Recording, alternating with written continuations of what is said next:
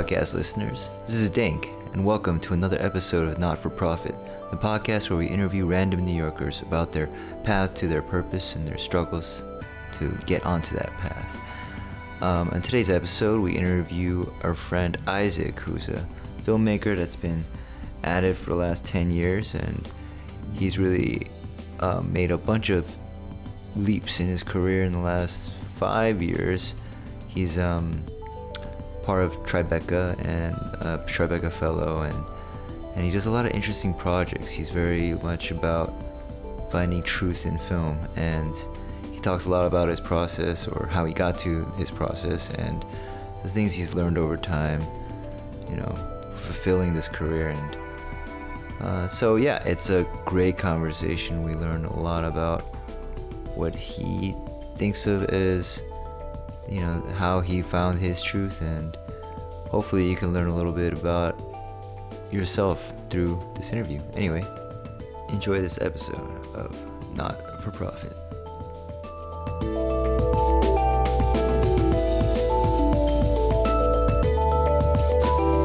So, how long have you been a filmmaker? I've been making films for like 10 years now. 10 years? Yeah, since I'm 28, so since 18, yeah. Even like younger, I think. And you went to film school? I went to film school, went to like New York? No, in multiple places. By the way, let me know if, like, cause I'm talking over you, if it matters or... Oh no, it's fine. Okay. Yeah, I've gone to like several, first one, I did my undergrad in Pennsylvania. It's a place, it's like a liberal arts college, like not many people know of it. Yeah. Called Lafayette College. Uh-huh. Then I went off to USC for some time. You know, I was very young, like 22. I didn't realize, like, I didn't know, like, my identity yet, in a way, like, as an artist. I mean, I still don't know, but I feel like I have a better sense of it. Mm-hmm. But I decided at that point that I wanted to go to USC and study film at, like, you know, the school that, you know, people, I guess, in this country consider, like, one of the best schools. And you're talking about grad school? For grad school, yeah. And then I quickly realized that, like, that shit was whack.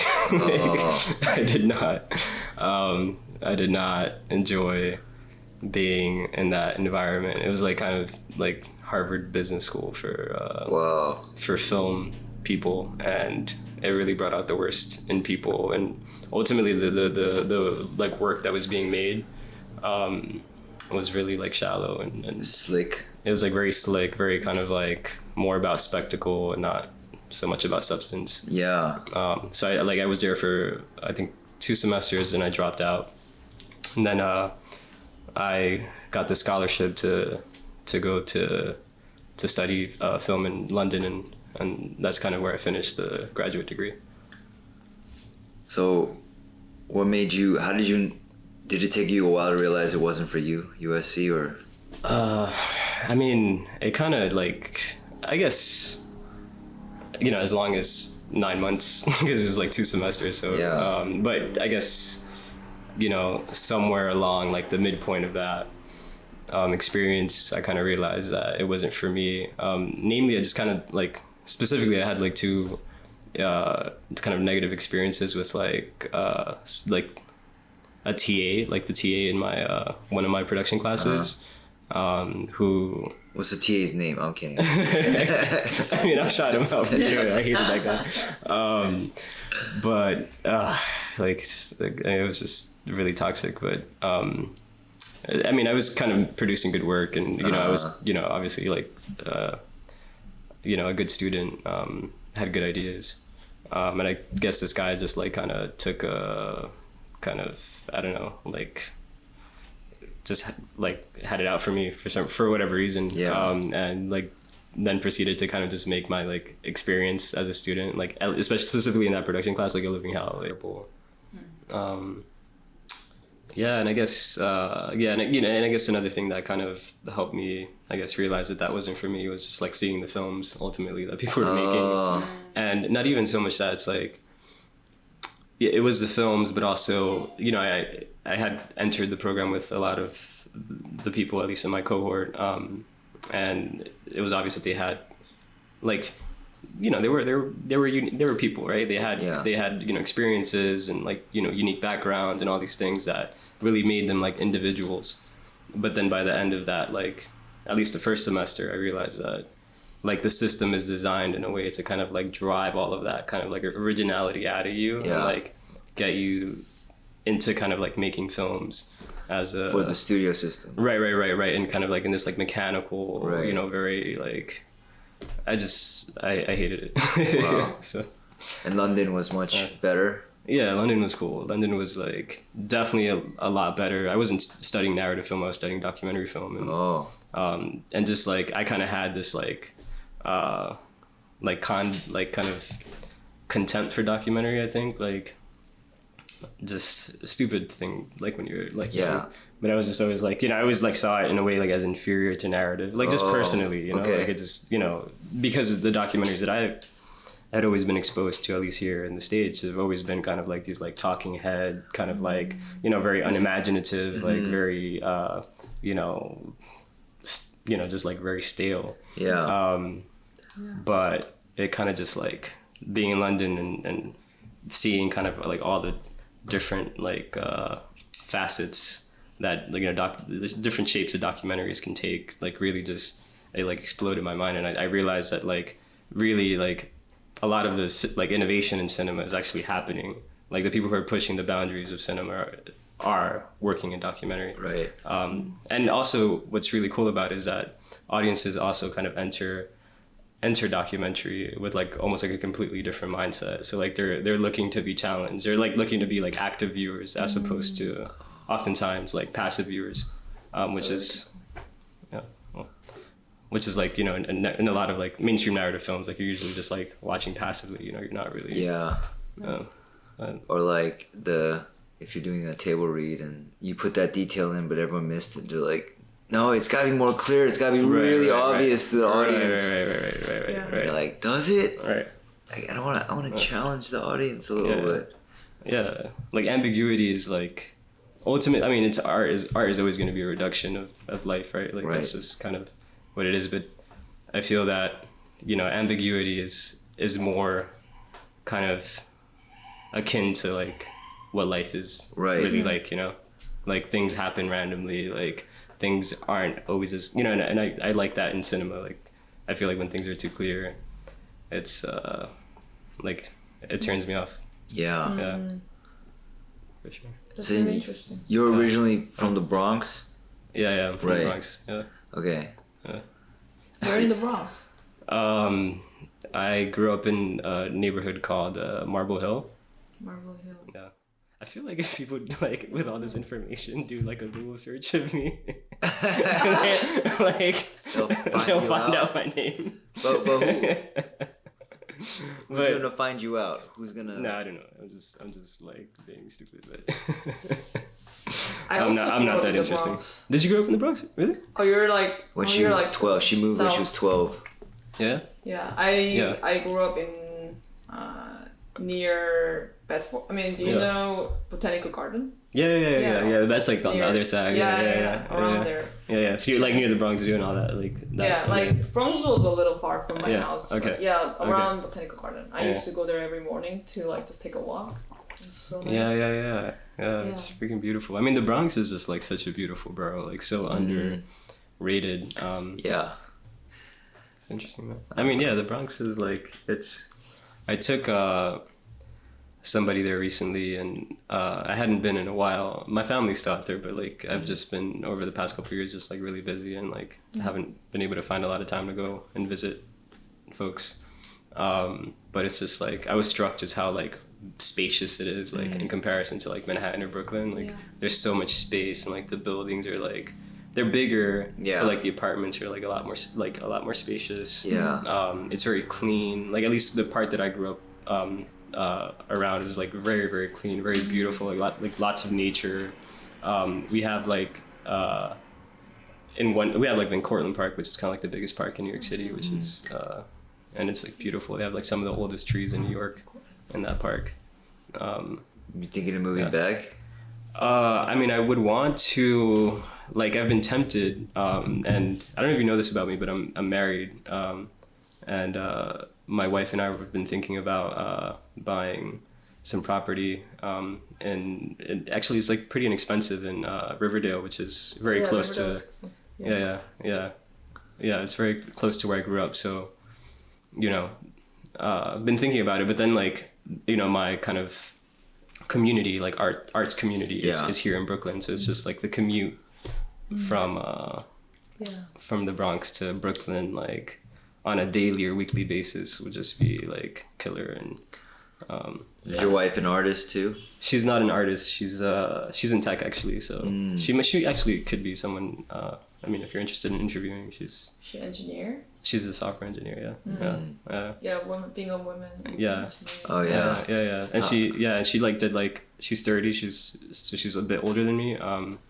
But she did like just a crazy career change. She was in like the nonprofit sector, and you know, like just like recently decided like I just want to walk away from this, and she like went to like a boot camp for like 6 months, and now like, and it's crazy, like the salaries are just ridiculous. Like I'm just like, do you? I'm just like, now I can afford to be an artist. Yeah, actually. It's awesome, yeah. I had a therapist that his daughter, same thing. She was doing something, it made no sense anymore, and he just paid for her boot camp 6 months. Yeah.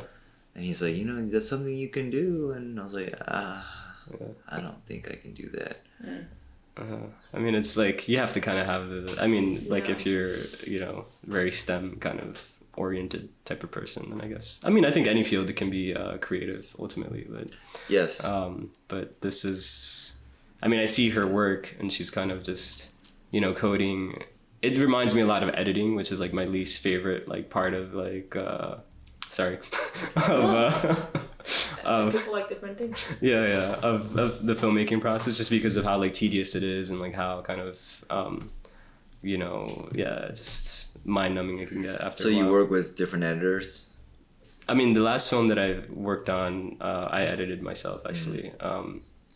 And like I kind of take the whole like idea of like authorship like very seriously with like in terms of like filmmaking. And this is kind of like in a way been my I guess like one of the biggest obstacles I think I've faced as a creative person, is that like I want to be like too involved, you know, and I think relinquishing a little like control is can be good sometimes. But I've like on the most recent film, like I did try that, and that was the results were a little bit underwhelming.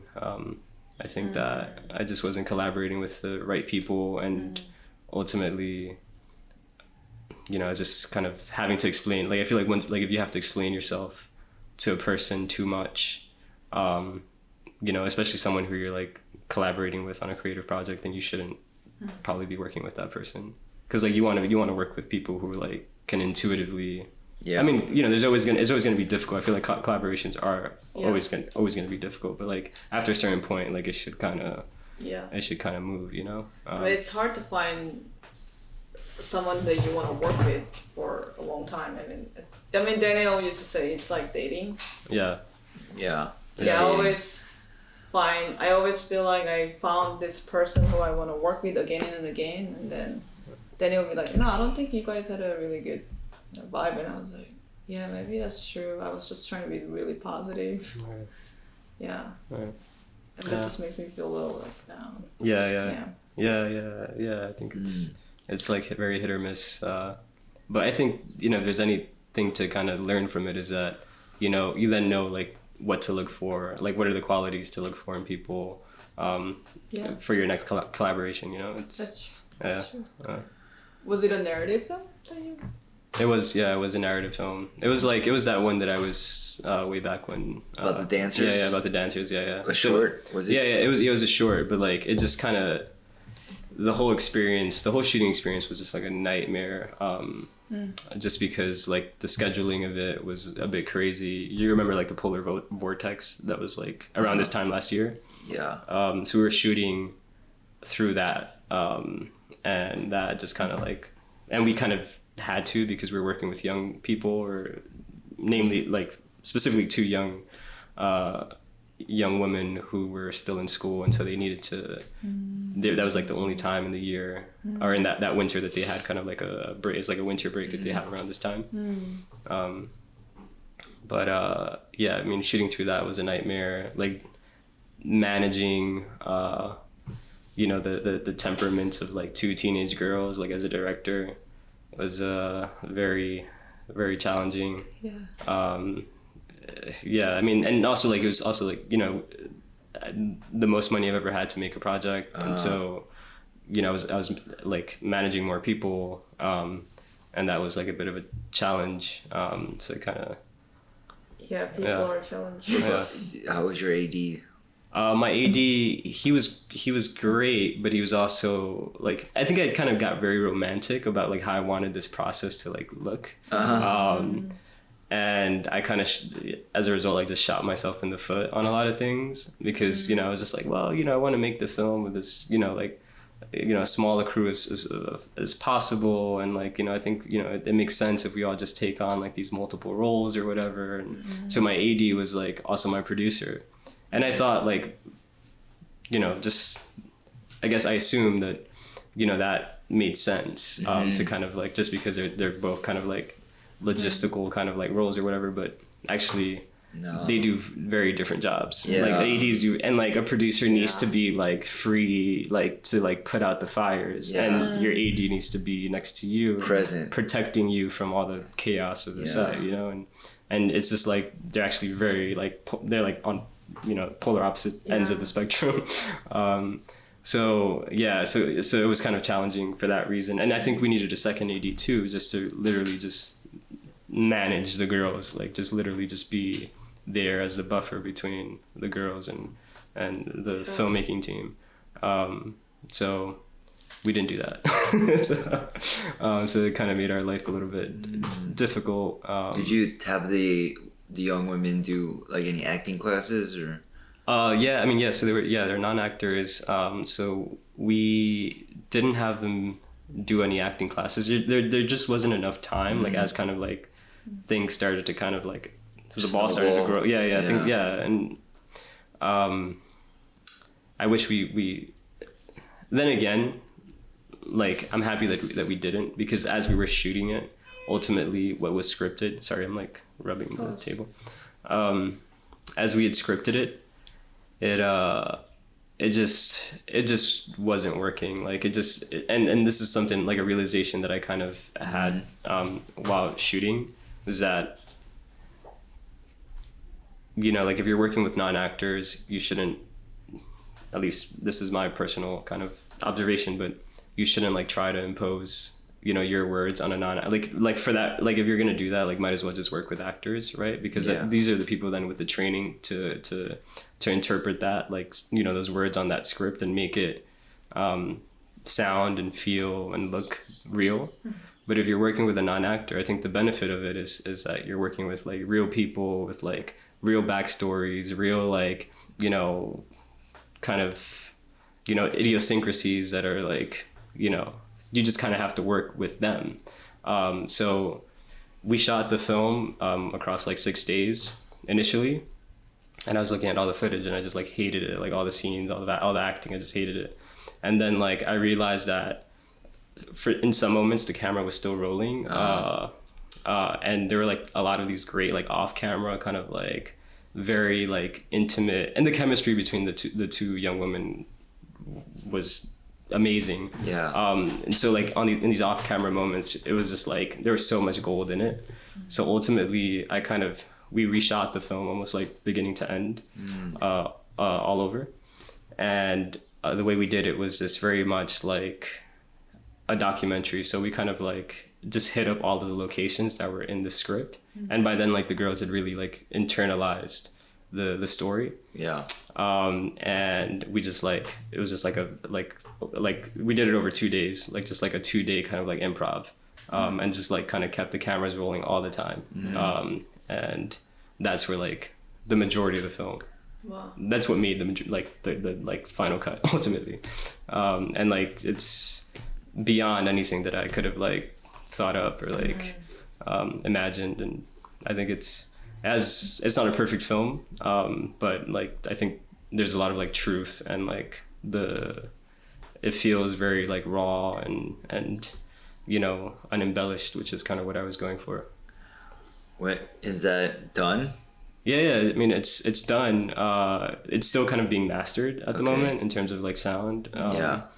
But in terms of like, it's pretty much done. For me, like I'm over it. Yeah, you're over it. What is there a release schedule, or you guys are submitting it to things, or we premiered the rough cut at Tribeca because like the grant that we got was through from Tribeca. Yeah, it was from Tribeca. Yeah, from Tribeca.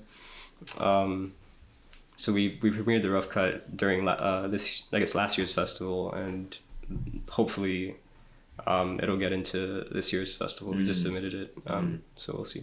The response was good though when we screened it, so you know, I'm kind of optimistic. Then you were part of Tribeca before this grant. What do you mean, like as a grantee or? Yeah, like yeah. So they granted me, like they just Tribeca granted me the money to make the film, pretty much. Yeah. So what are you thinking of working on now? You said a lot happened. Yeah, no, a lot happened in the sense that the process, like the filmmaking process, like was just crazy for me, because I think ultimately the film that I set out to make was that film that I just kind of like talked about. But also the grant was also kind of in partnership with like Warner Media. Right. Yeah, so it's like there's like the studio entity attached. And that's when things started getting like really crazy for me in terms of like the pressure. Right. And the feedback, and kind of like, I guess when you're working with these folks, it's just everything is kind of like a mask. Like it's like there's like a lot of like passive aggression, like I think in any industry for sure, but it's like everything is like verbally very positive, and so but you're trying to kind of like decipher what people are truly mean, and how they're like reacting to the work that you've presented them.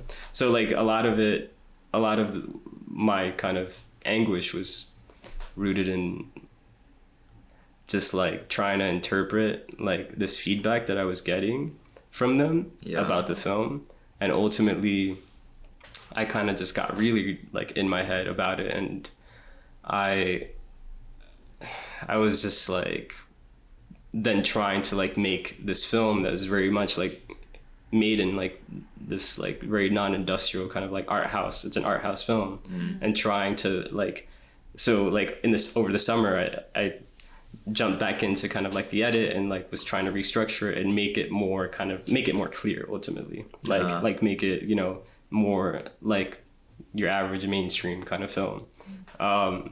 And I was just hitting walls with that, obviously, because that's not the film that we shot. And so, and I think the issue that I kind of realized in myself is that, you know, I wish I could have like planted my feet more in a lot of those kind of like correspondences with them, and really been firm about like where I stand in terms of like the film that I'm making, as opposed to like trying to, you know, acquiesce or appease like them.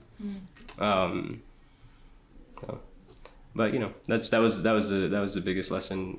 But you know, like that, I'm not, you know, that like, it sounds very short, but like that was literally like a 7-month kind of thing, and like really just feeling like super inadequate because I couldn't deliver what they, you know, seem to be asking for. Yeah, exactly.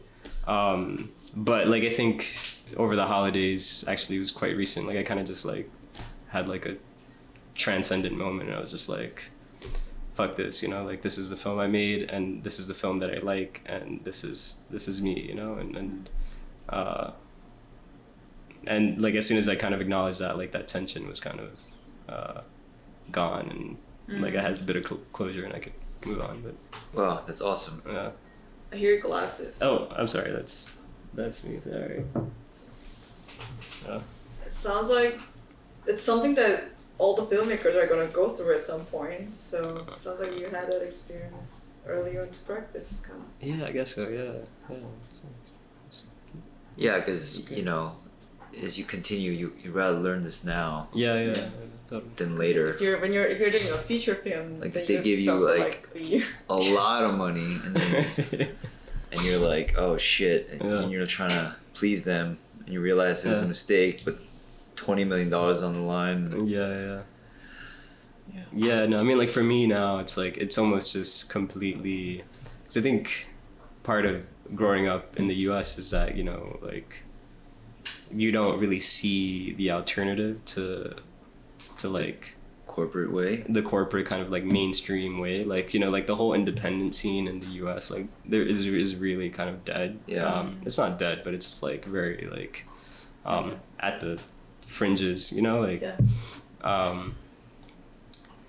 but I think like I in a way like want to be a part of like the revival of that, as opposed to, you know, and so like, you know, growing up here, I always like, you know, that's where like the obvious like career path was like, oh yeah, you know, you like make films to then move on and make like, you know, I never wanted to make like a studio film, but like I wanted their money, you know, for sure. Right. But like now I'm just like, I don't want anything to do with these people at all, you know, and I want to make things completely on my terms. And like if I have to kind of like work, you know, like the majority of the year to like raise the money myself to like make, like, I'm happy to do that, but like for this, you know, ultimately just to So to this be experience has made you realize like that is what you are as an artist. Like, I think for the time being, Yeah. like, I think that's what makes sense to me now. And like, you know, even like where, you know, I imagine kind of like myself or my films kind of playing is just completely different. I'm just like, I don't care about Sundance. I don't care about all these, you know, like really, I think, you know, looking more towards like Europe and Asia as like platforms for the things that I'm interested in. platforms? Yeah, as like exhibition platforms for like the films that I want to continue making. That's great. I'm pretty anti-institutional. I'm not necessarily I don't like corporations, but I want to manipulate them. That's my goal. To like use them to promote my thing by pretending to play their game, but also like giving them the finger at the same time. That's what I'm trying to do.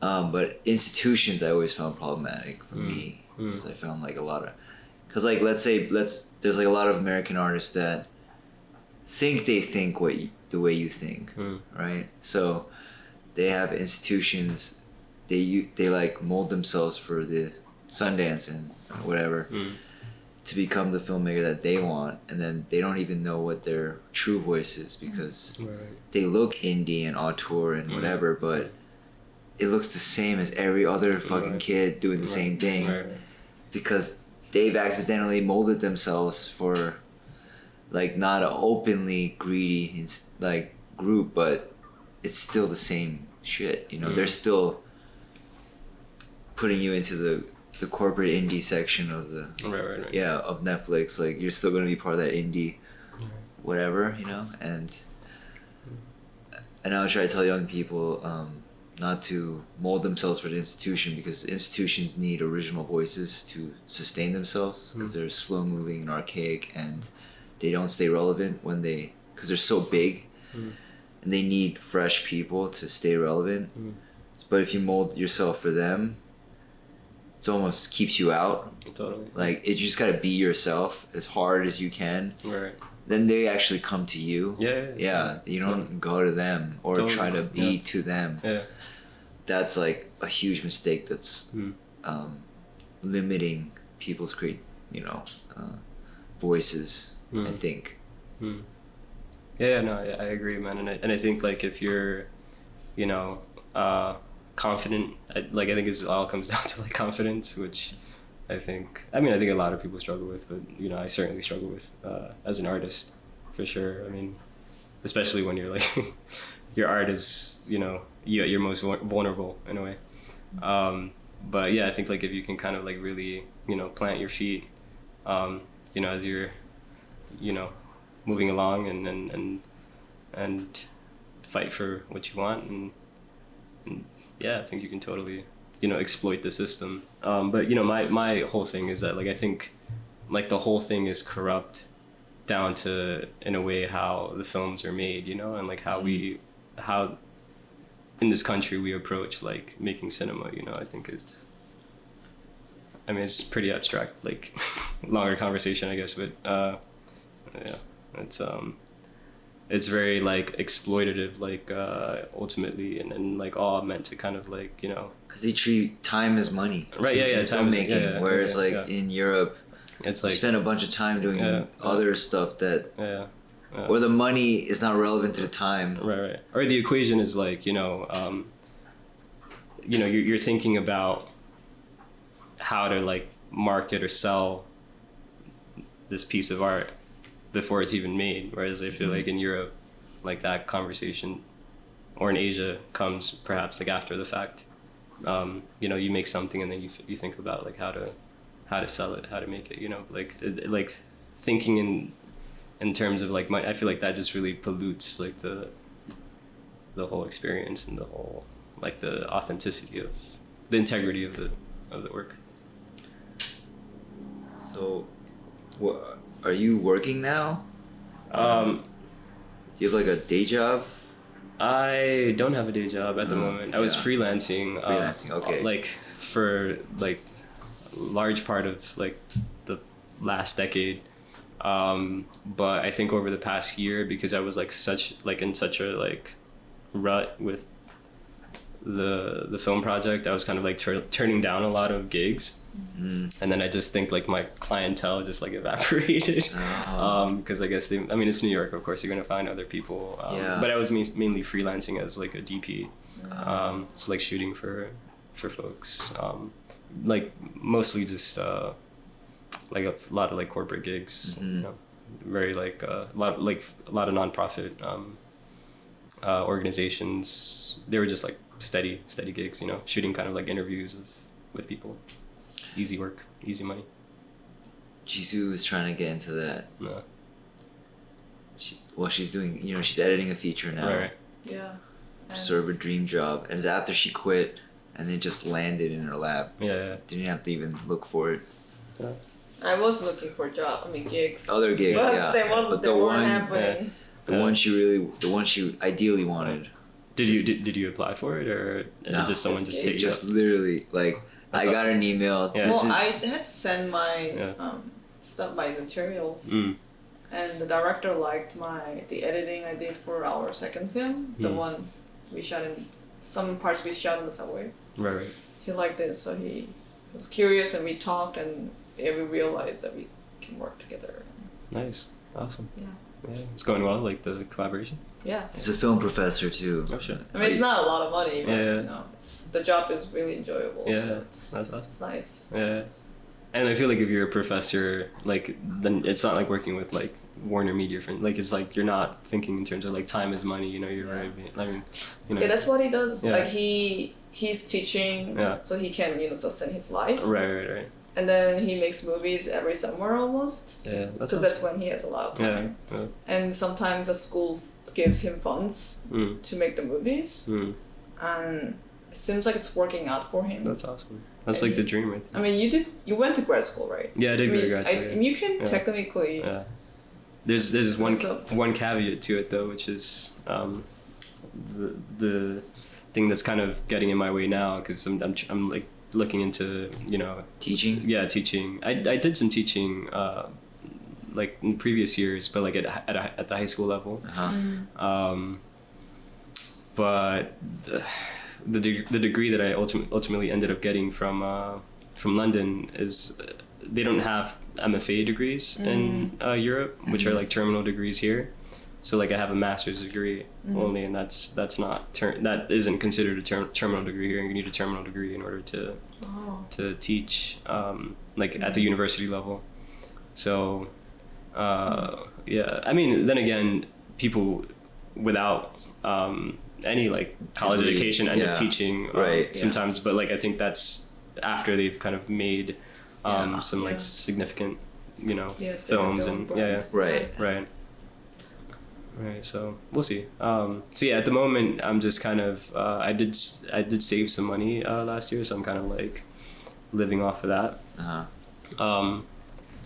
My wife just got this excellent job, so like I'm not so stressed about it, but you know I definitely have to at some point Right. start to. I mean, the great thing is that I am writing a feature at the moment and.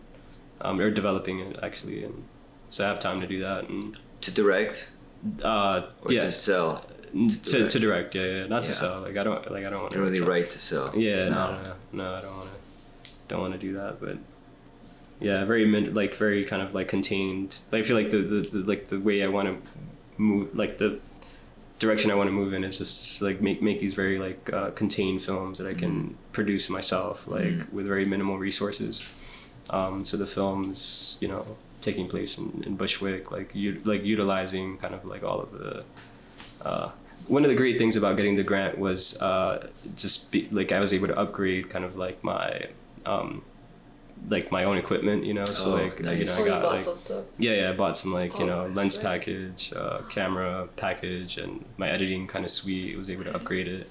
Wow. So like That sounds like a dream. yeah. That's why we're trying to get some like a bunch of equipment. Did you get sound stuff too? I did No. get sound stuff, so No. like I'm all. You hire somebody. I mean, I did buy sound equipment as well, but like I think sound is so like complicated, you know, and it could like so easily make or break your film. Like I think you gotta have to like. I feel like if there's anything to kind of just like splurge on, you know, is sound. definitely a good sound For sure. person, because We have a good person. yeah. Yeah. We need to be able to afford her to work. Yeah, we've been doing everything out of pocket. So our last, the film before the last one, we spent the most money, biggest crew ever, all this other stuff, and it's good film, but it didn't seem like we got back what we put in, you know. Yeah. So then the last film we did, we tried to do it for almost no money, Nice. like, which is something I've been really trying to push. Like I love the idea of no money film, whatever. That's fine. And we did rehearsals, and then we did it. Sorry. And it's quite effective. It's a short, it's a comedy, and it's super effective. And we saw it's possible to do. Yeah. More money, more problems, man. Biggie said it best, right? Yeah. So are you done with shorts then? You know, I thought I was, but I think actually not really, because I think that I guess like my attitude before was like quite arrogant, you know. I was just like, yeah, I'm done with shorts. I'm just like only gonna try to like work on features. But I think like shorts are great. It's a great form to like experiment and like try ideas, you know, before you kind of like, you know, commit to working on something much longer. And I don't know. Yeah. I was just saying 5 minutes. Did you wait, so what how many shorts have you made then? Over I don't know, like I started in like 2010, 2009, so like a lot, like over 20, but like they've been like a hodgepodge of like different, just trying to obviously find my like identity as a young artist. So, and some are definitely better than others, but I think like the best stuff that I've done in kind of my career thus far has been like in the last like 4 or 5 years. Yeah. And that's kind of like really after I finished a graduate degree, and like I really kind of try to place myself for like my interests like in the intersection of like documentary and fiction.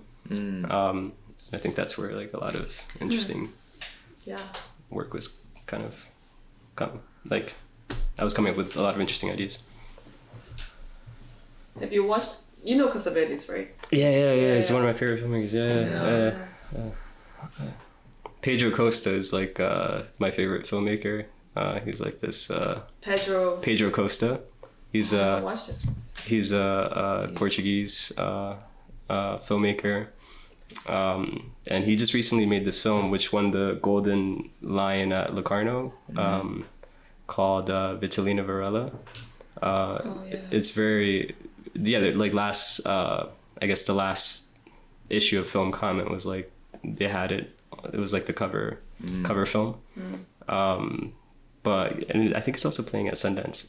It's a really beautiful film, like really amazing. He works, exclusively with non-actors. He's pretty amazing. Yeah, I don't think we've watched his movies. Yeah, this film called Osos is one of my favorite films by him. Osos. Yeah, he made it in like 97 or So something. he reminds you of Cassavetes? No, he reminds me of Bresson actually. Oh, okay. Yeah, but like, I mean, it's kind of, his work is definitely a lot more like observational and kind of like, it tries to take on this like objective perspective. So it feels somewhat like more or less like doc, but it's so much more than that.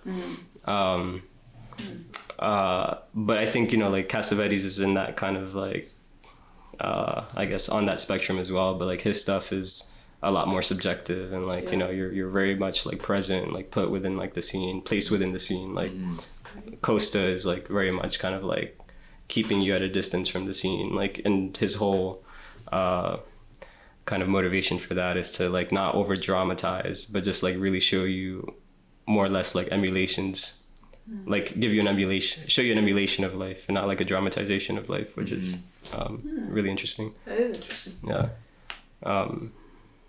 Yeah, his work is really remarkable.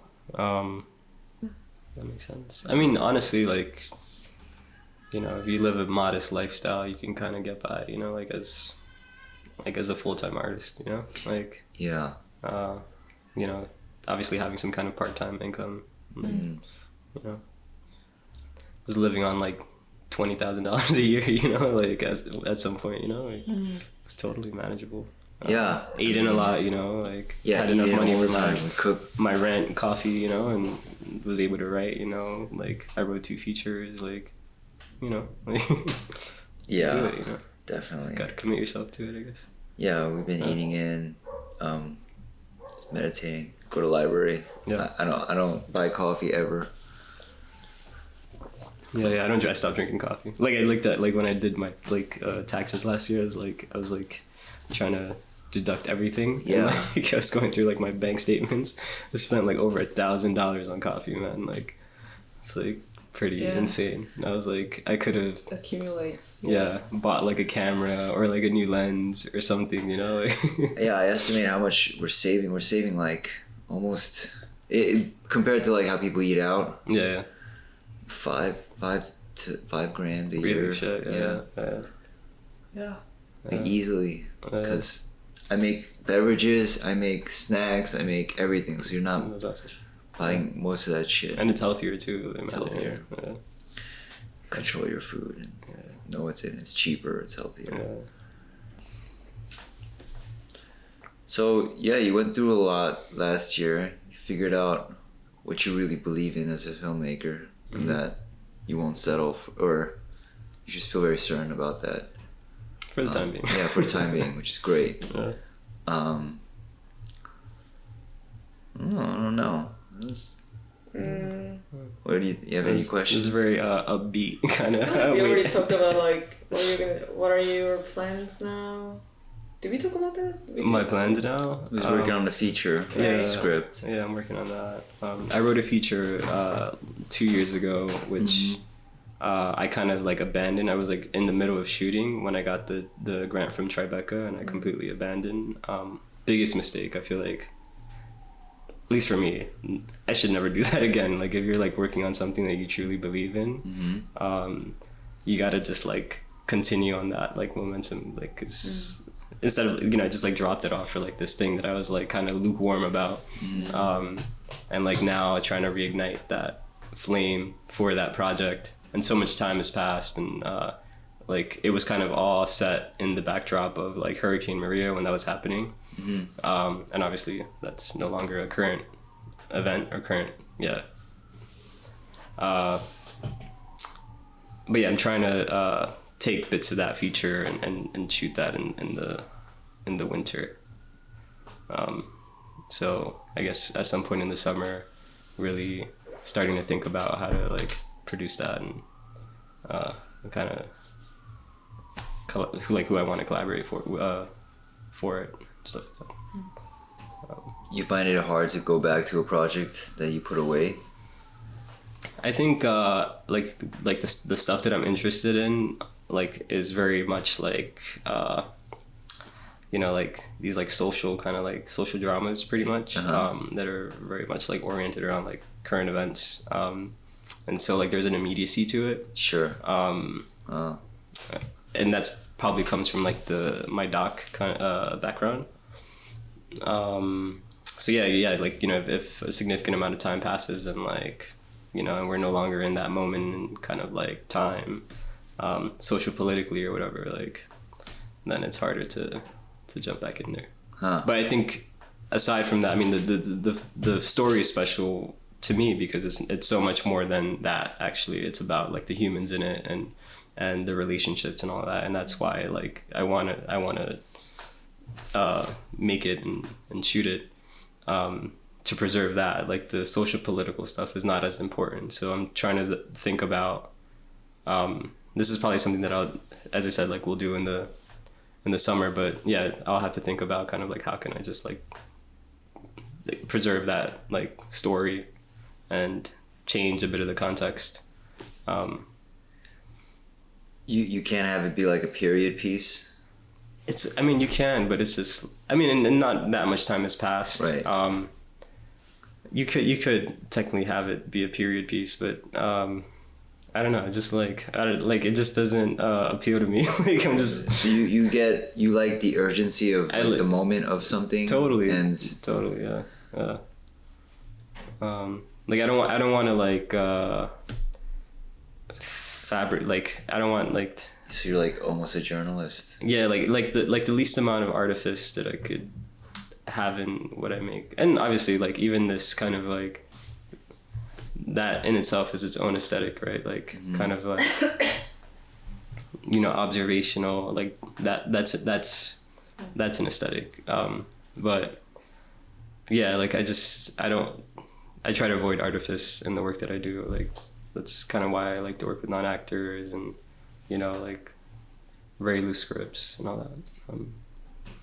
'Cause like it's interesting that you have this like sense of urgency or that has to do with subject, because sometimes I feel like a lot of writers, when they try to write older like authors for novels, it's not as real. Like you gotta kind of reach the age yeah, or write younger. Right. But it's hard to write older. Right. And there's something about the distance of time that helps you reframe what the moment. And so that's feels a little antithetical to that kind of way of making work, to have that urgency, because sometimes distance can help reframe what it was. Right. Yeah. Totally. Yeah. It's a good point. It's a valid point. Yeah, that's interesting. Yeah. No, that's definitely a valid point. And obviously, I think you know, it's not documentary, like purely documentary, so it can't be like the super urgent process. It's also narrative, so like there has to be time and distance. You know, I think it's the struggle for me is like just finding like the balance between the urgency and maybe, you know, it's been 2 years since I've written, and maybe this is the ideal time to make it, you know, because there's been that distance, as you said, and maybe I can look at it in a totally new light. I love that you have this attitude though, because it's very interesting and it's very original in my mind. Like if you're making a narrative with the nose for documentary in the moment, if you can like streamline a method or something, or just like make a method that can capture any moment with non-actors, but develop story quick, shoot to capture historical moments and tell the truth of it through a narrative. Like, so. Right. I mean, it's the way, like, you know, like Godard and stuff, and, you know, works, I guess. Like, I mean, he's not so much about, I mean, he's very political, but it's not so much about, there's a lot of artifice in, like, Godard's films, but, you know, someone who used to, like, write in the mornings and, like, no script, you know, and I think it takes, like, a process like that, maybe, like, where you're not even working with the script. Right. You know, he's, like, writing in, like, the mornings and afternoons, and then, like, he's shooting in the evening. But, you know, ultimately, there's still a script, right? But it's just kind of, like, deferred to the production process as opposed to the pre-production process. It's interesting. And for that reason, I think that, you know, in his early career, he was able to kind of, like, you know, churn out, like, you know, like almost a film every year. Right. So which is cool. But, you know, I think that's also very exhausting. And I don't know if I want to, I have a friend who is kind of like doing that, or has been doing that for like some years now. And I've worked with him, and we catch up from time to time. And he's just like so burnt out by like that whole approach. And I think this is just my observation. I think that like the work suffers when you're like that rushed. I think that, you know, like this is an art form where like you really need to think about, like you need the time to interrogate yourself, like about your like motivations, and, you know, interrogate like the story that you're like trying to tell and the characters and everything, to really get it to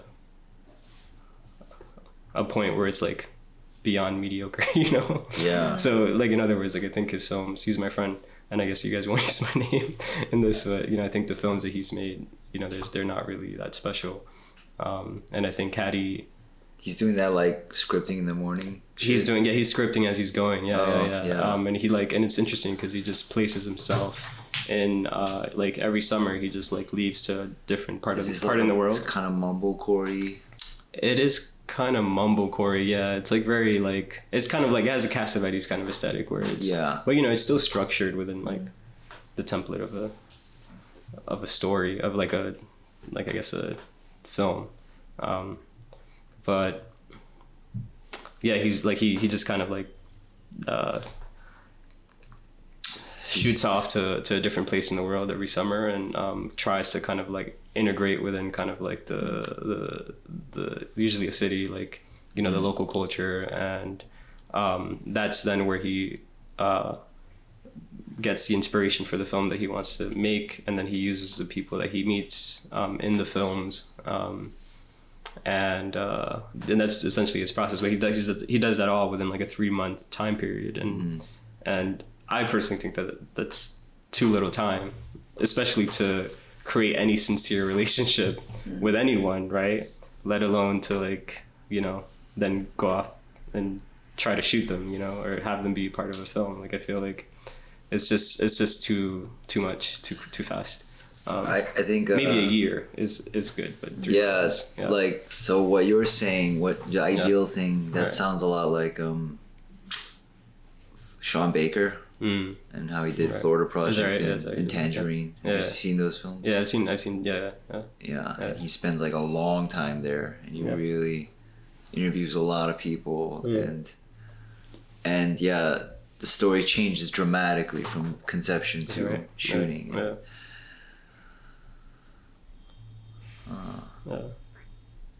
It's interesting. Yeah.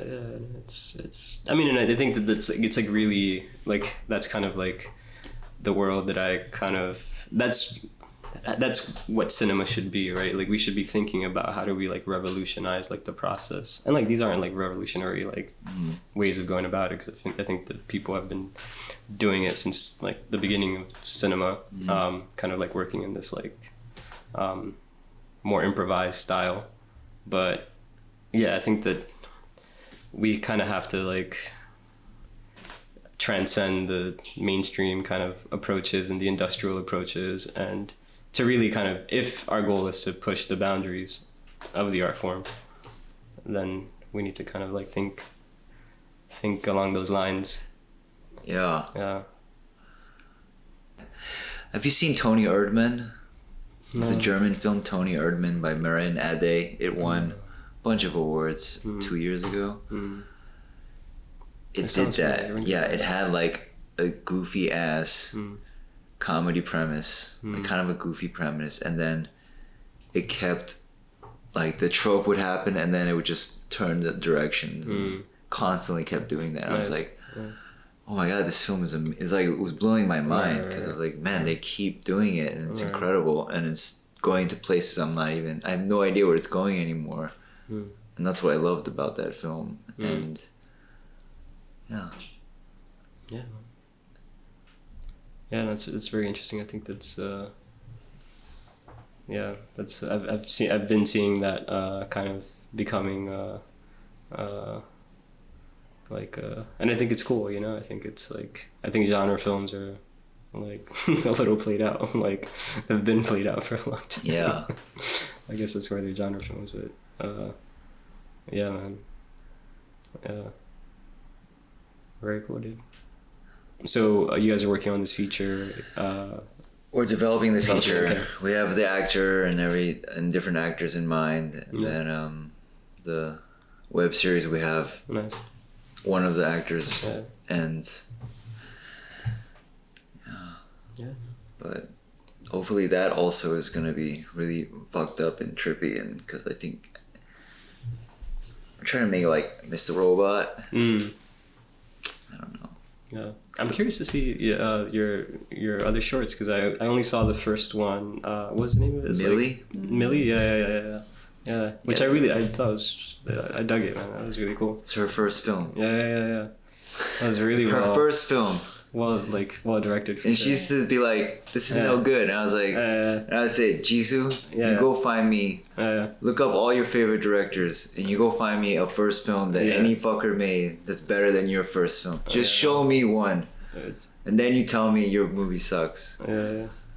Yeah, when I first finished, I was like, I guarantee you, there's no better first. Like, you made one of the greatest first films. Yeah, that's pretty. And I watched it again like 2 years later, and I was like, okay, it's not that bad. It really captures, like, for me when I was watching it, like the, like how life is, you know, living in kind of like Bushwick, right? It was like, shot it in Bushwick, right? Yeah. Like, you know, you're living with housemates, like everyone's kind of like aloof and like irresponsible, you know. Yeah. And it's That's his real life experience, like the whole story. And the cat was like a great motif. But you know, I never read Save the Cat, you know? Is it really? And that's but she saves the cat right in the beginning or whatever. And then I read the book. I didn't read it. I heard what it meant. I was like, oh shit. Film kids gonna think we. I mean, I think that's beyond. Like, it's not. The film is not about the cat so much. No. And like her being like an Asian kind of woman trying to make it as an actor is also like, there's a lot of truth in it. I thought it was really, really cool. Yeah, it's all on our website, so you can see All our films. that one. Sunny Tongues. You guys should apply to the Tribeca. Have you guys been looking at grants and stuff like that? We should. Let's apply to that I grant. have looked, but we haven't applied to any. Let's do it. Let's apply. I have like when I was like really kind of serious about applying to grants, I like made a calendar and stuff like that. I can share that with you with like all different like grants that are kind of I hear about calendars like that. Yeah, we should. Just like apply.